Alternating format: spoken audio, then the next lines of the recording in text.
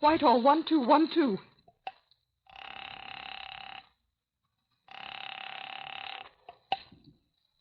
This is Scotland Yard.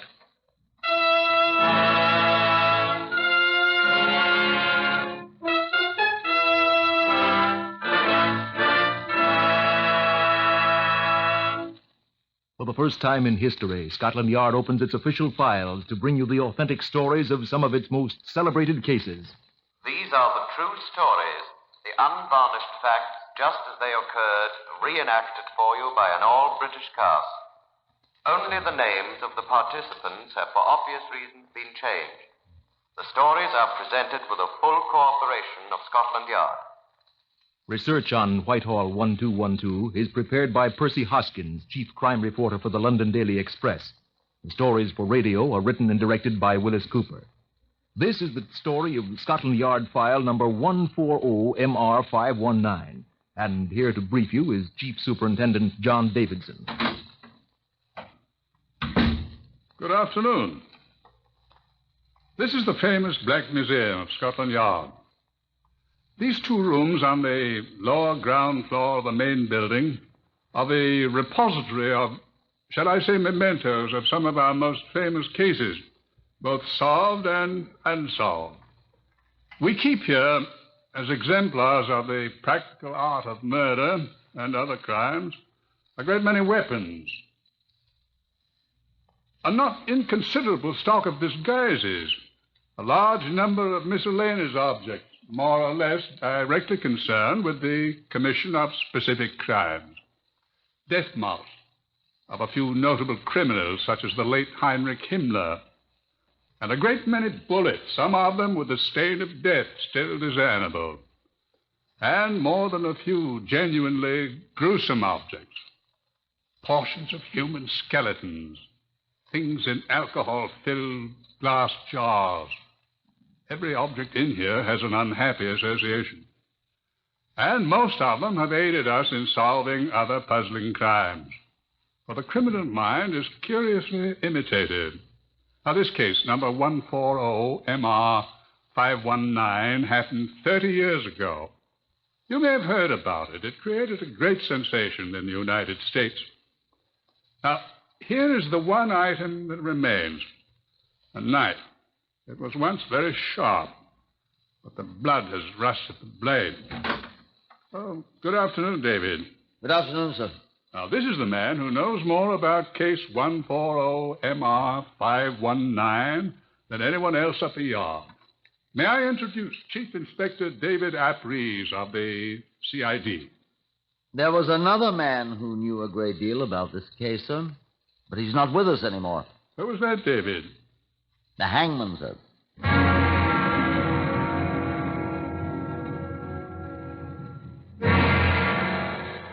Mrs. Hildegard Amory was one of the most fascinating women I've ever known. Her husband, Peter James Athelston Amory, was 32 years old, but everyone who knew the couple thought he was at least 10 years older than his wife, although in point of fact he was only 4 years her senior. From what we know of him, he was dull, moody, and not a very good husband, except that in the accepted sense of the word, he was faithful to her. It's a pity that he had no other recorded virtues. On the night of the 3rd of October, 1922, he was murdered. This is all I had from Detective Sergeant Max Fisher of the Ilford Police Station, who reported it to me. Kensington Gardens, Ilford, sir. 10 minutes before 12 midnight, sir, last night. Stabbed to death by a person or persons unknown, sir. Mr. John Thomason and Miss Elizabeth Poole of 7B Oxford Crescent, Ilford, met Mrs. Amory as she was running down the street screaming. The doctor was fetched, who pronounced the man dead. Go on, please, Sergeant. Mrs. Amory remarked to Police Constable Douglas Gregg that she supposed that she would probably be blamed for the husband's death. She'll be at the Ilford Police Station, sir, this morning. I proceeded first to the mortuary on Horse Ferry Road to view the body. He had been stabbed untidily 3 times in the neck. The man at the mortuary said one slash had severed the carotid artery, causing death. No weapon, Sergeant Fisher said, had been found. I went to Ilford for a talk with Mrs. Amory. She's in there, Sergeant. Oh, thank you. Can I go in with you, Chief Inspector? I wish you would, yes, please. Yes, Sergeant Fisher. I have Chief Inspector Apris of Scotland Yard with me, Jones. May we come in? Mrs. Amory? Let them come in. Thank you. We'll be all right, Jones. Yes, Sergeant. Come in, sir. Mrs. Amory, this is Chief Inspector Apris. I don't know what more I can tell you, Chief Inspector. I'm sorry to be under the necessity of asking you any further questions, Mrs. Amory, but you understand. Yes, of course. If we might sit down. Oh, please do. You did not see the assailant, you said? No. Peter had gone... Your husband? Yes. My husband had gone ahead of me a few steps to unlock the door. All I remember was a kind of black shadow rising up beside the steps, hearing Peter cry out. The other man said nothing? Nothing at all. He just turned and ran away down the street. And you? I'm afraid I was so frozen I didn't do anything for a second. Peter was coughing and crying out. I think I screamed and ran away. Uh-huh. You didn't touch your husband? I put my hand out to him, and the blood... I was so... I don't know. I think I ran for help. I know I was screaming. Those people heard me and called out, and I... You thought your husband was dead? I knew he was hurt badly. You didn't tell us before about seeing the man who attacked your husband, Mrs. Amory. Oh, I thought I did. No, you didn't, Mrs. Amory. Sorry. I'm going to ask you a question, Mrs. Amory, which you need not answer. I'm sure I have nothing to conceal from you, Chief Inspector. Of course. Why did you remark that they will blame me for this, or words to that effect? Did I say that? In Constable Gregg's report, madam. I don't remember saying that. Why should you say such a thing? Why, if I said it... I was very much agitated, you must understand. Of course, I suppose I must have been thinking that no one else had seen the... Murderer, ma'am? Yes. The... Sergeant Fisher. Yes? I'll be back at once, Chief Inspector. All right. Had your husband any enemies that you know of, Mrs. Amory? I've been trying to think. Can you think of any other motive? Robbery, perhaps? Oh, I should think that a robber would have run away without attempting to attack. I don't know. Could I ask you to tell me in your own words exactly what happened, as near as you can remember? Peter and I had gone to the Criterion. And we were in rather a gay mood when we came home. Peter said to me, I'll run ahead and unlock... That is a very dark street. Well, usually it's quite bright. But last night, the street lamps... Something apparently had happened to them. Oh, I'm sorry.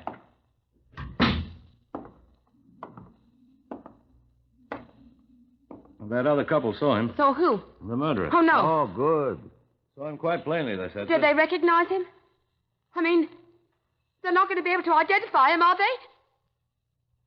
Catch her, Fisher. She's going to faint.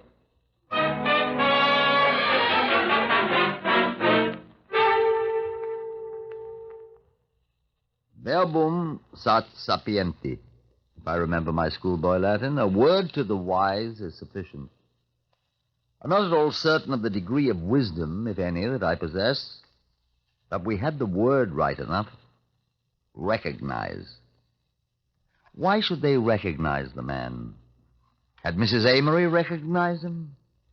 Why should she be so concerned about his being recognized? She returned to her home. Fisher and I quietly began asking questions of the people who knew her. The next-door neighbor answered me. Oh, it's a dreadful thing, sir. The poor woman's fair out of her mind. How long have you known the Amorys, sir? 6 months. Uh-huh. Had she any friends? Other than her husband, could you say? Well, sir, the parson, I should say. Mrs. O'Malley, who keeps the pastry shop. And, well, I liked her very much. I'm the dustman, sir. I saw her almost every day on my rounds. What about her husband? I say nothing but good of the dead, sir. Although my private opinion is it served him bloody well right. Why? Well, sir, many's the night I've heard him shouting at the lady something terrible, sir. What about? I never listened to details, sir. I have a great admiration for the poor thing. She's very attractive, sir. Do you know anyone else who is of the same opinion? Everybody, sir, except him. God rest his nasty soul. Inquiry of the parson brought more praises of little Mrs. Amory. A most attractive, lively, pleasant young housewife were the exact words. I talked to her employers, a firm of wholesale milliners in Aldersgate Street. I have known Mrs. Amory for a great many years, sir. She has been in our employ since the 3rd year of the war. Oh. Well, what are her duties with you? She is chief bookkeeper and manageress, sir. Do you know anything about her friends? Everybody in this establishment can lay claim to that title, sir. She is universally beloved. We do not make inquiries into the private life of our people, sir. Of course. But do you know any of her friends, apart from her colleagues in this office? I have seen her lunching once or twice with a young man, whom I assumed to be a younger relative, sir. But I naturally made no inquiries. Well, thank you very much, sir. Quite welcome, I'm sure, sir. I should like to ask you one more question, sir. As you will. Why do you think this young man is a relative? I do not believe I am breaking a confidence.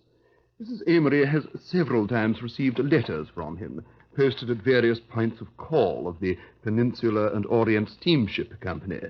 I have seen the envelopes. Well, how does that prove that he's a relation of hers? I have seen the name on the letters, sir. Oh. You looked at the letters? Inadvertently, sir. And the name was? Westlake. The same as Mrs. Amory's maiden name, sir. I happen to know. Oh, well, thank you very much indeed, sir. Good day. I didn't tell the male milliner that Mrs. Amory's maiden name had been nothing at all like Westlake. As a matter of fact, it was Balderston. I saw that Mrs. O'Malley, the dustman, had spoken of within 2 hours after I learned the results of Chief Inspector Apris's interview with the milliner. Oh, yes, sir. I know Mrs. Amory very well indeed. And her husband? I knew him. Sad affair. I didn't like him, sir. You know a man named Westlake, Mrs. O'Malley? Of course. You do? He was a paying boarder for a few weeks at the Amorys. How long ago? Oh, about 18 months ago. He left and went to sea, Mrs. Amory said. I don't want you to get the idea, sir, that Mrs. Amory's the type who takes in boarders indiscriminately. She's a genuine lady, sir. Of course. Amory threw him out after a few weeks. Oh? Why?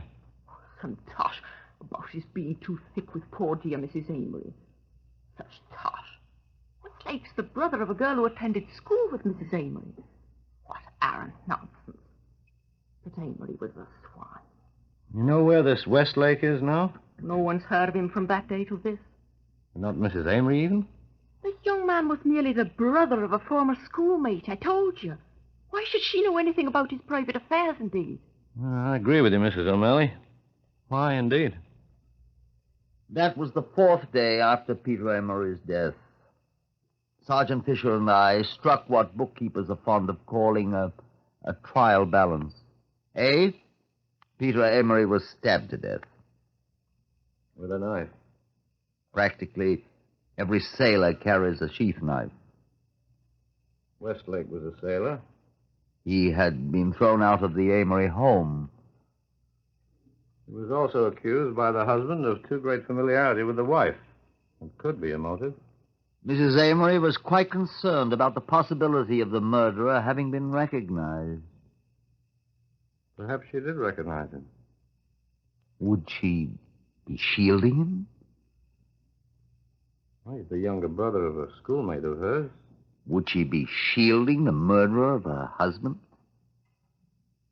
Is he the murderer? Let's ask him. Let's find him first. I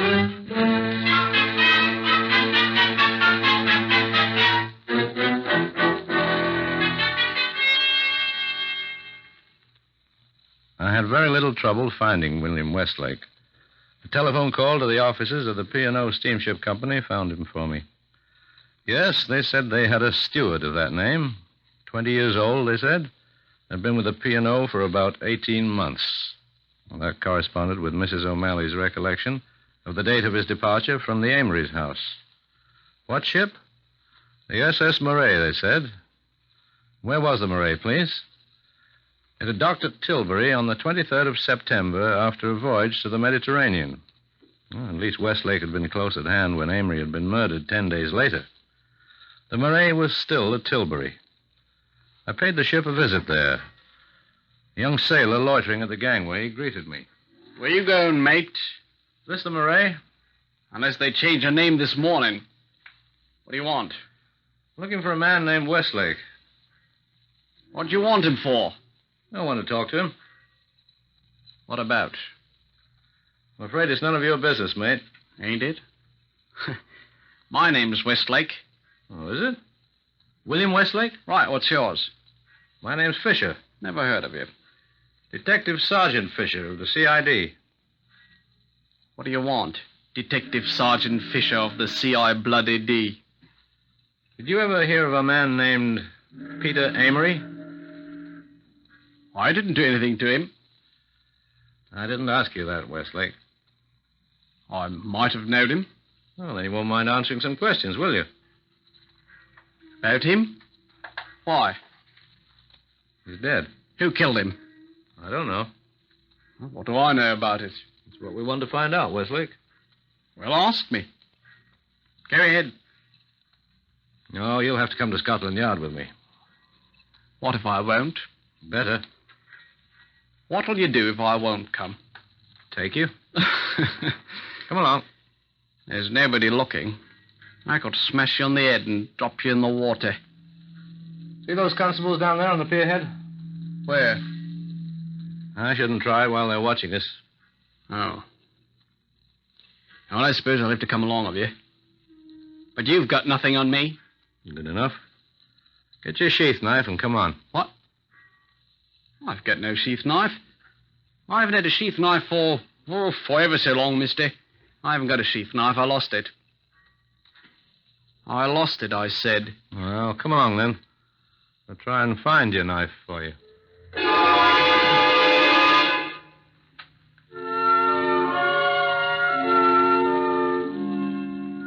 I had invited Mrs. Hildegard Amory, the bereaved widow, to come to my office at New Scotland Yard from Ilford to consult about some new evidence that had been discovered, I said. She arrived at 11 o'clock, quite composed, with no outward signs of nervousness. I said she was one of the most fascinating women I've ever seen. Blue silk frock, a most fetching hat from the establishment that employed her. Hardly suitable for a recent widow, I remember thinking idly. Great purple-blue eyes. A most charming smile as she greeted me. You must tell me the news at once, Chief Inspector. What has happened? A few facts that I think you should know, Mrs. Amory. Have they identified the man they saw running away? The people who saw the man. A little too anxious, Mrs. Amory, I thought. I said they had not identified anyone yet. Do you think they can? Identify him, I mean. Oh, I'm not at all certain that they can, Mrs. Amory. The street light was out, you know. Oh, I do hope you find him. Did I detect a suggestion? Just a suggestion of triumph in that? We'll see, I said. I haven't the slightest idea who... It's so dark, though. I'm afraid he'll never be identified. I wish you had seen him. We could hold an identification parade. Your telephone, Chief Inspector. Oh, it's ringing, isn't it? Chief Inspector Amory's here. I've got him, sir. Oh. Westlake, I mean, sir. Oh, good, old man. Is she there, sir? Oh, quite. Is your door open, sir? Forget it, old boy. I'll take care of it, sir. Thank you. That will be excellent. I'll bring him. Thanks very much indeed, old boy. Goodbye. Oh, my dear Mrs. Amory, the light from the windows directly in your eyes. I'm so sorry. Please, take this other chair. It faces the other way. Oh, it's quite all right, Chief Inspector. I insist. Please sit here. It'll be much more comfortable. Well, if you must be so thoughtful, Chief Inspector. Please. Thank you very much. There. Now, you see, you're much more comfortable. The light's much better this way. I think there's someone at your door, sir. Oh, really? Who is that? Who is it? The man you wanted to see, sir. Here we go. William, What? they found you. So you're the one that wanted to see me No. at Scotland Yard? No. You traitor! No. You traitor! You murderer! No, you! Take him away, Fisher. No, Come on, please. Wesley. I'll kill her too. Oh, God, what can I do? Come on, Wesley. Why did She you made do me it? do it. I could I prove that didn't she want made me you to do Come on, it. I tell you. Into it. She rocked me the...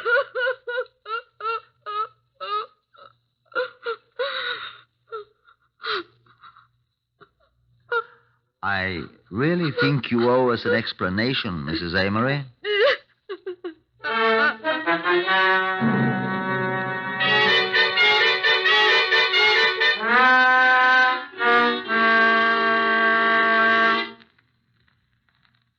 This is what she said.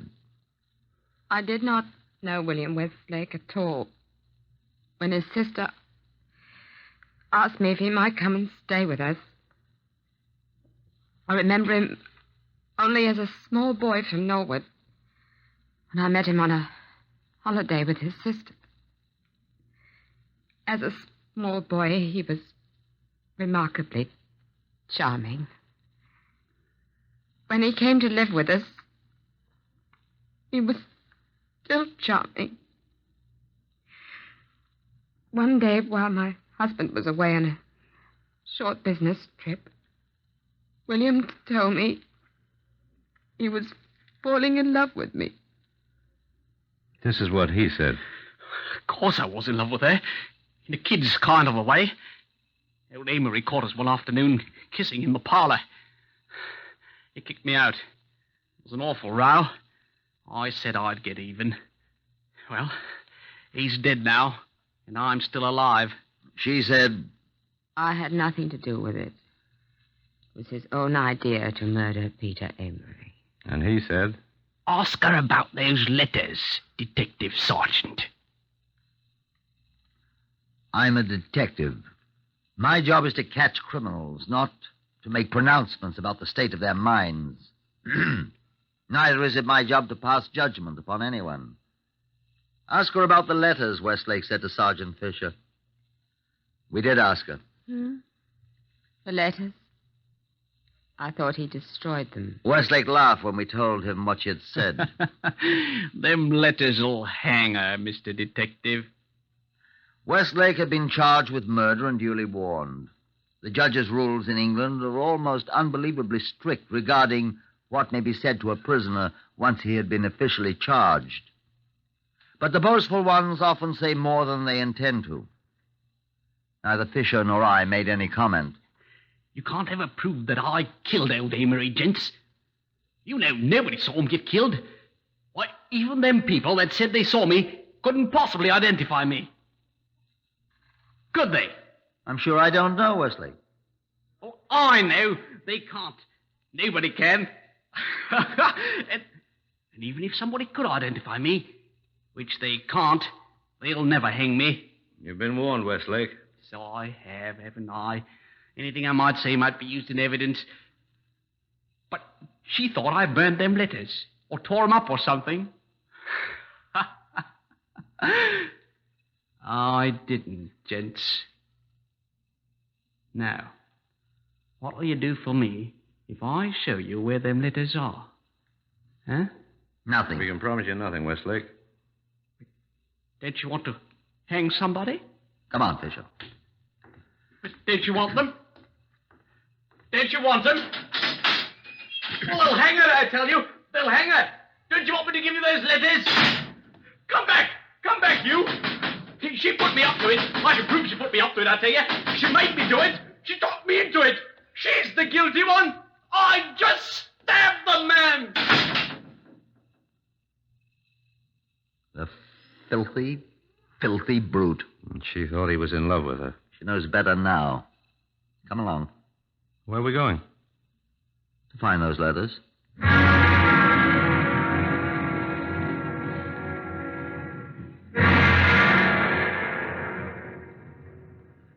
We found them in his locker on the Morea, wrapped in an old newspaper under a pile of dirty clothes. 56 of them. And under them a blood-stained sheath knife, the one that you saw in the Black Museum. The letters were incredible. She admitted in court at the trial that she had written them. Would you like to hear what she had written? Here are typical excerpts from the record of the trial.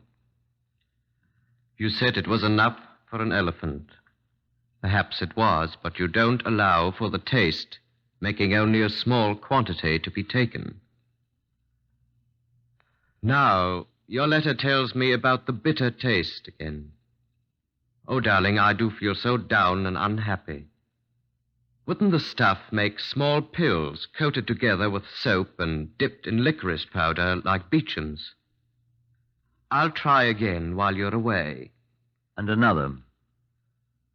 I tried the broken glass 3 times, but the 3rd time he found a piece of it. So I've given it up till you come home. Stop! In court at the trial, she was asked why she had written such dangerous letters to Westlake at various points of call. I can still hear her reply. Nobody knows what kind of letters he was writing me. I destroyed them all. He did not destroy mine. And she was asked, why did you incite this man to murder your husband? Her voice was very low when she replied. He was the first man that ever loved me. I was afraid he might meet another woman on one of his voyages. He would love better than me. I could not lose him. I'm no moralist, I'm a detective. But it is curious to know that among the effects left in their home at Ilford was a trashy novel by an English author, published some 10 years before the tragedy occurred. Before Westlake had ever come to live there, while he was still a small boy and she a schoolgirl.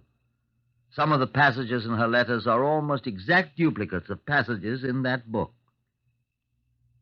I don't know.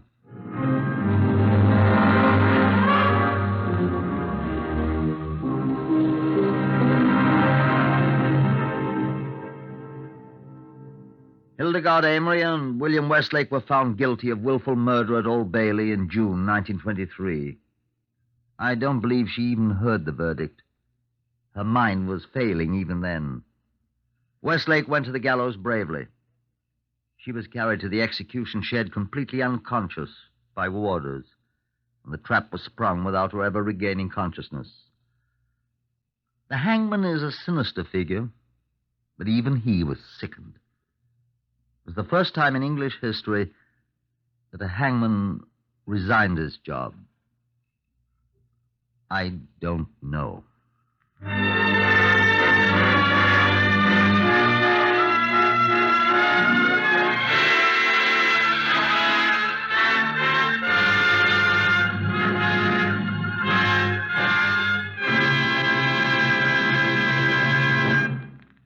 You have heard another in the series Whitehall 1212, compiled from the official files of Scotland Yard.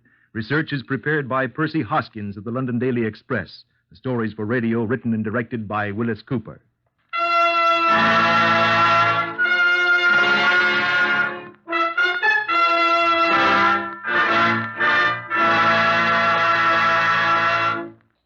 Three chimes mean good times on NBC.